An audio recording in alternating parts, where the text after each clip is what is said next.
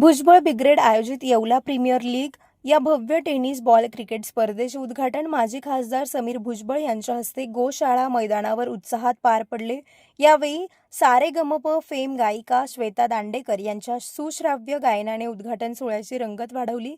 याप्रसंगी बोलताना समीर भुजबळ म्हणाले की येवला ही प्रतिभावान युवकांची भूमी आहे।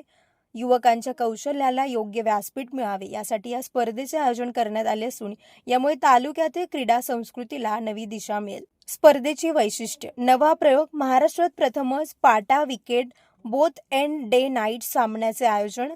सहभाग मतदारसंघातील विविध भागातील एकूण 16 संघांचा समावेश। बक्षिसे प्रथम पारितोषिक 1,11,000 आणि मॅन ऑफ द सिरीजसाठी आकर्षक बाईक। महिलांसाठी खास दररोज प्रश्नमंजुषा स्पर्धा आणि विजेत्या महिलांना पैठणी भेट।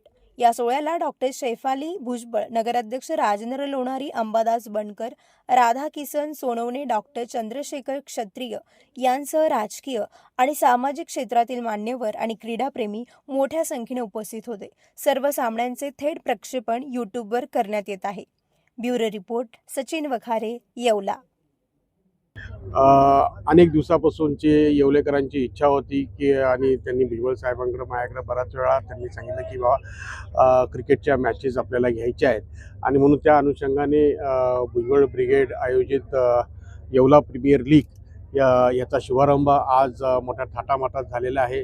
कप जो आम्ही देणार आहोत त्याचंही अनावरण केलेलं आहे। त्याचबरोबर मोटरसायकल जी आहे त्याचं बक्षीस म्हणून ठेवलेलं आहे। 10 सायकल आहे ते बक्षीस म्हणून ठेवलेलं आहे। अनेक असे वेगवेगळे बक्षीस पारितोषिकं सुद्धा ठेवलेले आहे। या YPL मध्ये जे आहे येवला प्रीमियर लीग जी आहे ह्याच्यामध्ये जे आहे आपल्या येवला तालुक्यातील जे 8 गट आहेत त्या 8 गटाचे प्रत्येक गटातून एक टीम आहे आणि नंतर शहरातून 4 टीम्स आणि प्लस 4 टीम ज्या आहेत ह्या मैदानावर जे रोज प्रॅक्टिस करतात अशा ह्या 4 टीम असं मिळून 16 टीम्स ज्या आहेत ह्याच्यामध्ये सहभागी होत आहे।